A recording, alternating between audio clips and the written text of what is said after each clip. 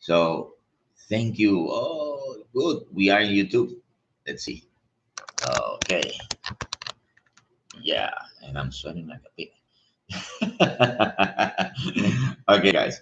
So thank you guys for the people that are here and still here. Thank you.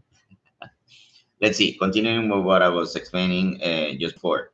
Why necessarily masculinity is seen as something bad, as something terrible, or ghastly, as in any different way.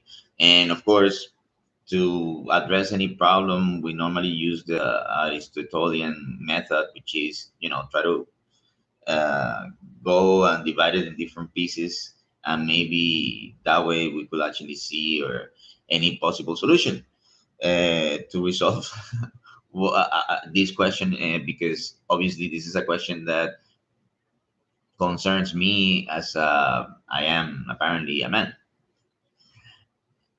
And we start thinking, what is masculinity? What means to be a man?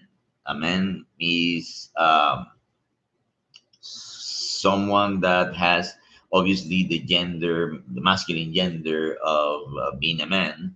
And of course, many people today will say that being a man is a social construct, and that is not something that is supposed to be wrong.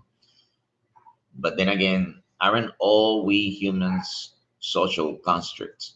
Humanity in itself, isn't it? Isn't humanity a social construct in itself? We're social. In fact, society exists because we are humans. And saying that men or women are social constructs, like oxymorons to me, because everything is a social construct. Even defining colors is a social construct. Even defining any type of law represents obviously a social construct. So it's quite dismissive to say that, yeah, being a man is just a social construct.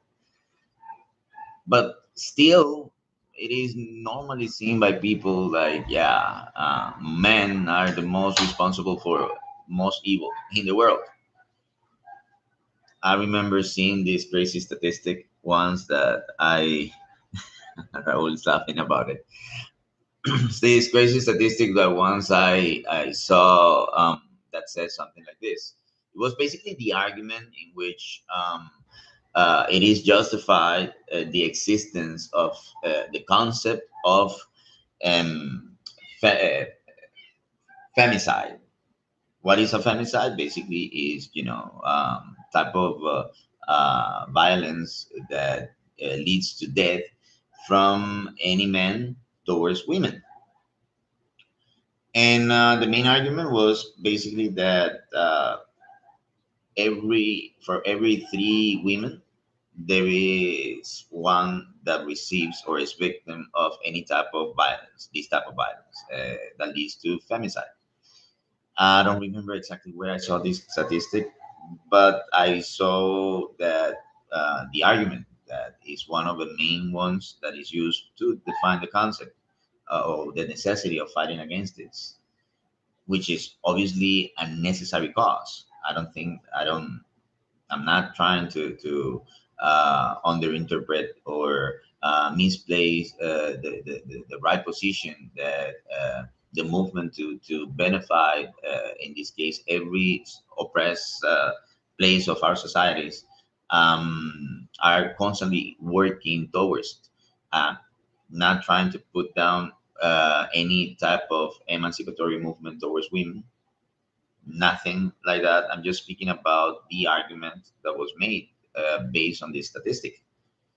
And I think that the argument has a problem of the way in the way which it was made.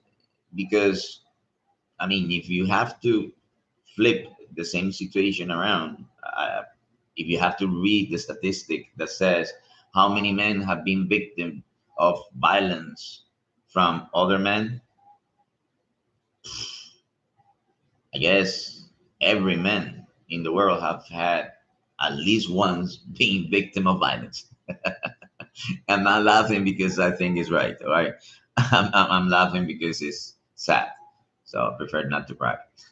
And it's true. I think you probably say that I'm generalizing, but I guess every man my age um, at least once, being raised as I was raised, and being, I mean, I believe I consider myself a common type of man here in Latin America regarding the type of salary that I am capable of earning. So if that's the case, I believe I think in my time I saw quite a lot of violence, and it was not really heavy, gruesome violence because I never lived, let's say, under a war zone. But I saw my good deal of violence because back then culture was like that. It was, the time in which parents thought that discipline was something that was supposed to be reinforced with some violence, and some parents were a little bit tougher on that. And you know, we know that that was the time.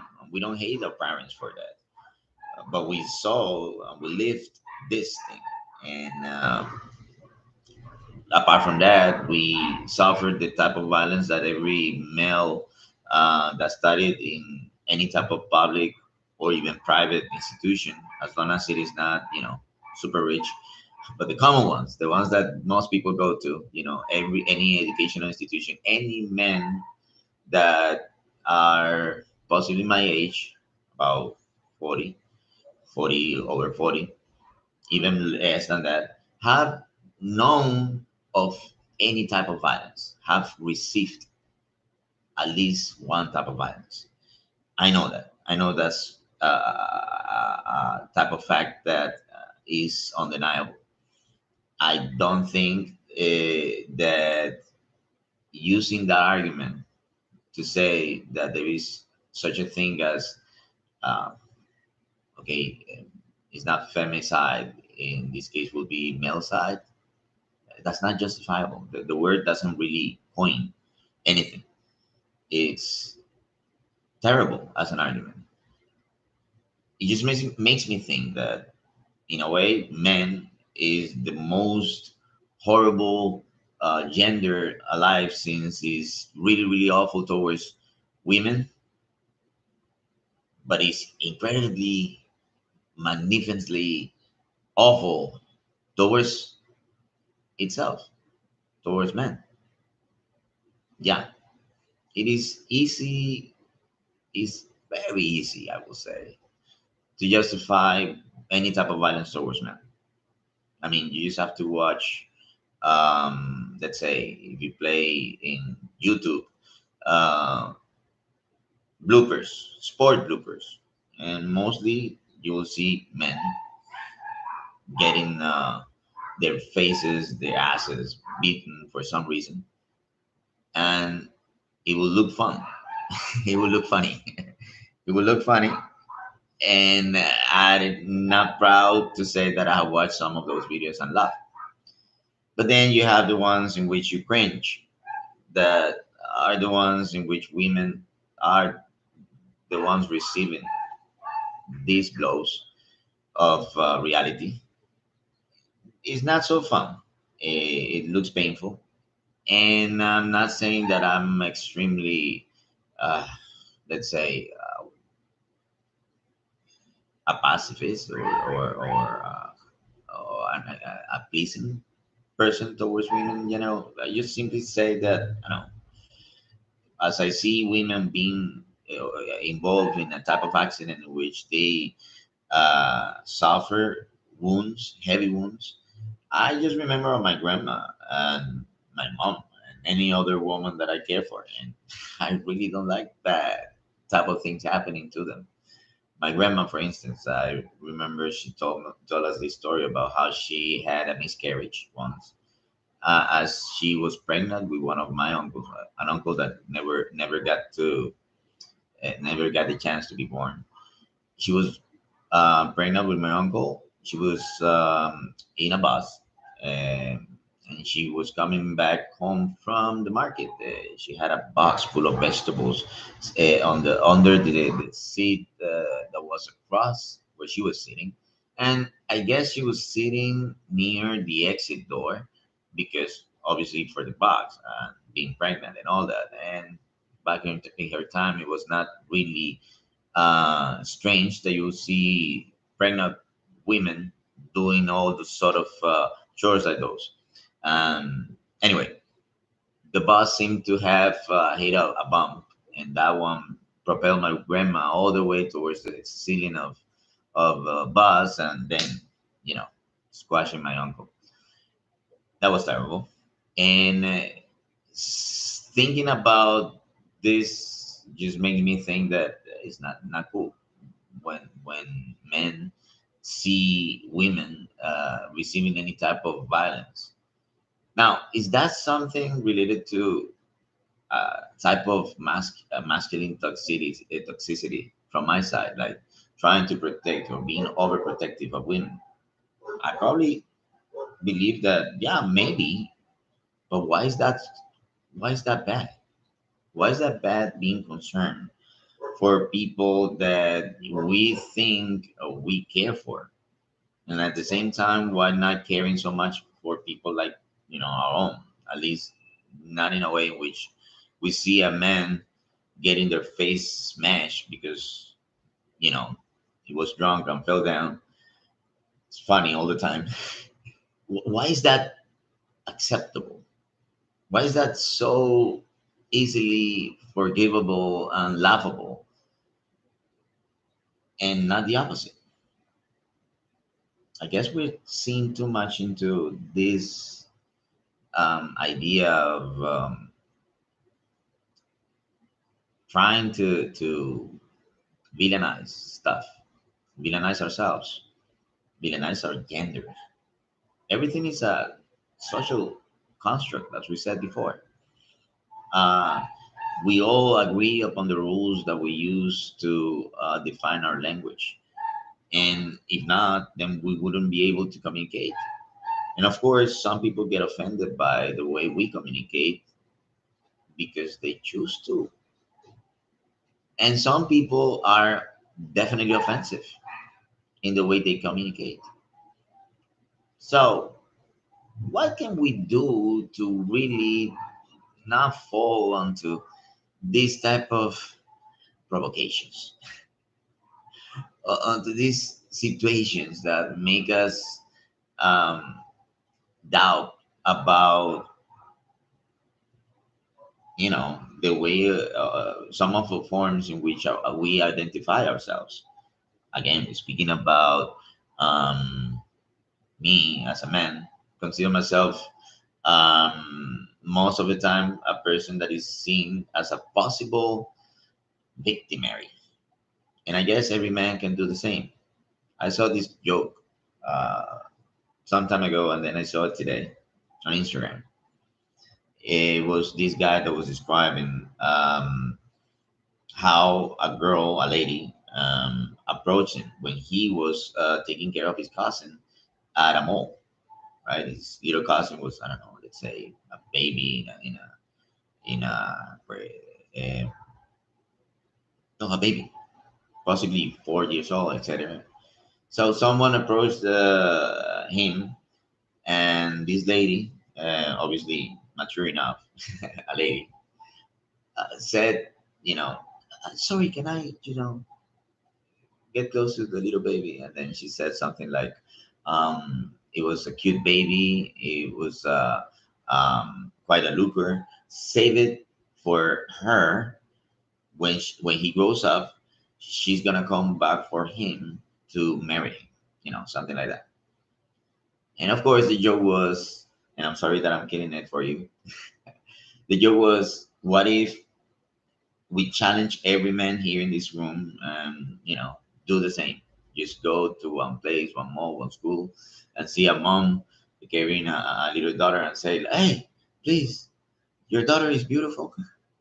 Save her for a little bit but when she grows up, because I'm going to come back and pick her up. There was a time that men did that. That men used to marry really young women, and we read about this, and we all cringe about this, and we all think that's awful. In some countries, maybe that is still a situation that happens, but it's not really the common thing today. It is really not, and is widely frowned upon, and is widely seen as an awful thing. If that's the case,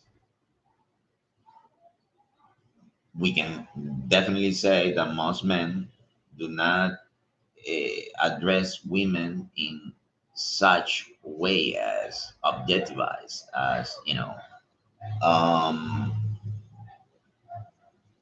a person that you marry to because of some sort of deal, some sort of objective, some sort of object.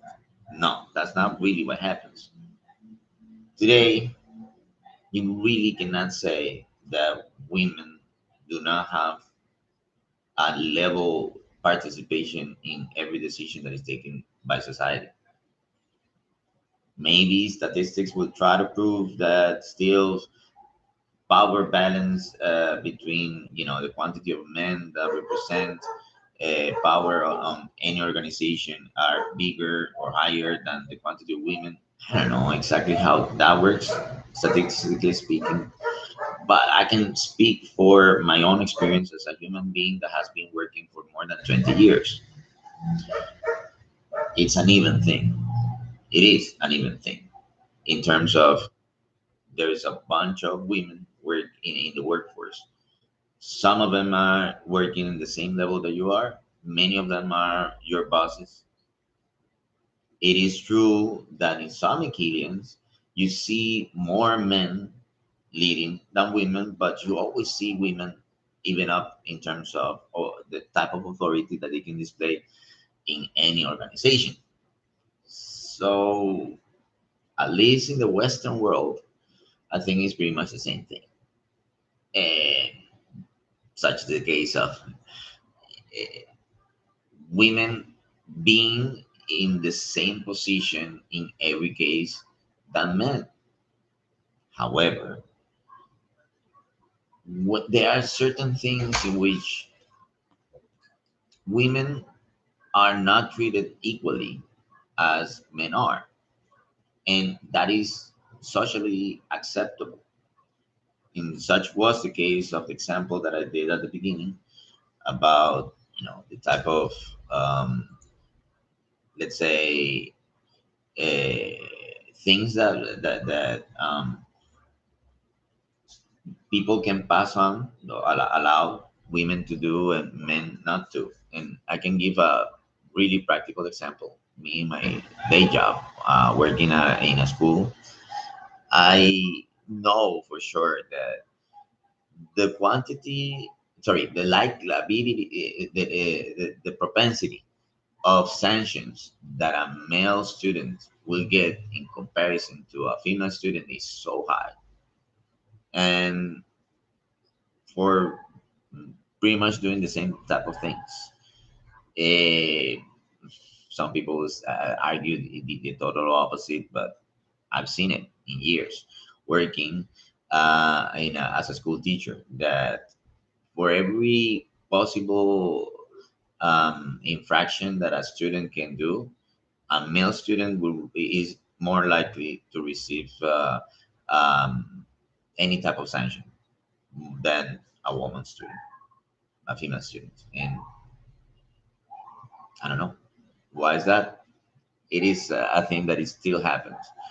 If you define that as toxic masculinity, then I would say that is not necessarily the type of, let's say, pressure, because that's how you can see some sort of power or authority. It's like you can add pressure. It's not a type of pressure that men are doing in favor of themselves. It seems to be that is quite the opposite. Is like the likability of men of being judged terribly. Like We are constantly being expected to be judged as, doing terrible stuff. And I just simply will give you an example of, let's say, what's more dangerous, a woman that have been diagnosed with violent schizophrenia, or a man diagnosed with violent schizophrenia. I guess most people run away from that man. And I'm really not trying to put down women in any case, but most shootings, crazy shootings that you hear not only in the U.S., everywhere in the world, are done by men. And again, the statistics. I'm not really lying. I don't want to favor statistics. I'm just simply stating that it's true. It's just there's a lot of men that do a lot of bad stuff. But the problem is that we are only two types of humans in this world, men and women. And if we have men doing uh, but a lot of bad stuff, more men than women, it's just because apparently there is a propensity for us to be seen as the evildoers, though we are evildoers. Everyone is an evildoer, but perception tends to favor some more than others. And we need to understand that. So, toxic masculinity seems to be some sort of put down, some sort of detriment factor. And it's crazy that it happens, it still happens even today, when men today are definitely not the same as men were in the generation of my grandparents. I mean, come on. In the generation of my grandparents, it was a common thing that you hear about domestic violence, any type of um, awful aggression between men and women, particularly mostly acceptable by society that, some men beat their wives. That was a thing. In the generation of my parents, that was a crime, but still a thing. In my generation, that was always a crime. Always a crime. A terrible crime, in fact. There was a time, I think in my early 30s, that there were some laws that, like in my country, happened in other countries too. The perception of men in society was really, really threatening, so much that certain open spaces you could see that there were numbers where to call if you saw a man misbehaving, like, let's say, using loud voice towards a woman, using lewd comments towards a woman, etc., etc., etc. I believe that's something that needs to happen if there is lack of control. But again, that's something that happens because there are people that are capable of doing that. However, I cannot really say that only men do that. Some women do that too. It's just simply not expected by society. People are not expecting to see a woman beating a guy. And in fact, when that happens, it's laughable. It's a joke. It becomes viral. And it's terrible. It's terrible that it happens. It's terrible that we accept that. Like, yeah, some dude that, was unlucky to be beaten by an exceptional woman. Today, I guess there's a lot of cases of exceptional women. I could say also that it's not that a lot of men are really capable of beating anyone. Again, if you simply consider the fact that all my generation, all my life, in my over 40 years of life, most messages I received from society, from authorities, is that me, a boy, then a man, I was always capable of doing something awful and terrible. Therefore, I needed to be aware of my actions. You know, me be wary, being sorry, people being wary of me constantly. People crossing the street when they saw me walking in front of them, and there are many different reasons why they will do that. Not only just because I'm a man, but still, that sort of things happened, and I guess it happens to many men worldwide, and possibly many men worldwide have never ever fought, or at least not fought, but beat someone at fighting. Possibly they were beaten, like I was. I've been beaten many times, and I'm proud to say that because that taught me a lot. And I guess that as every man receives any type of violence, and we learn with this violence to be careful of our actions, we are desensitized somehow when we speak about violence towards men. And I really don't applaud that because I guess we're really not resolving the problem of violence. We're just trying to see it from just the perspective of one side, and we kind of like ignore a little bit the other one. And again, I'm not claiming to say that violence towards men is not punished because that's crazy. Any type of violence, as long as it is caught and being persecuted, is obviously something that is punishable by the law. I'm speaking about the little thing, the little bullish behavior that happens in society, that is allowed to happen among friends, among people that know you. This is the type of thing that we are expected to live as men. I guess that for younger generations might be scary to know that there's gonna be one day that people will beat them and some people around them will laugh. And it scares me. Sometimes it scares me. I don't think, I mean, I don't want to be so dramatic in the matter of saying like we men are victims of the ignorance of society. I'm speaking about toxicity, the toxicity that people denounce that we have. I think that men are mostly told the wrong message here. I think that men can be better, definitely, all the time. We need to be self conscious. We allow ourselves sometimes to be aloof when it comes to our feelings and the feelings of the people around us. We need to learn from everything, including the violence that we receive, to not do it.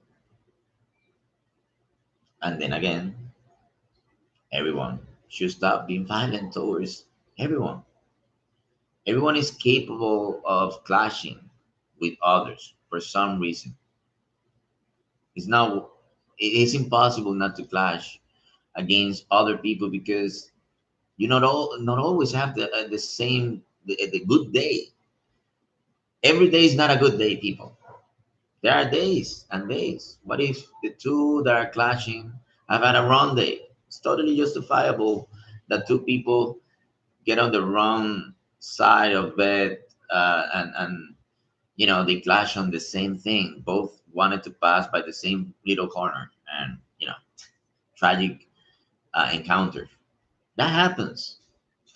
Some people are more, you know, evil intended, ill intended than others. That's true, but you cannot really say that it's just simply toxic masculinity.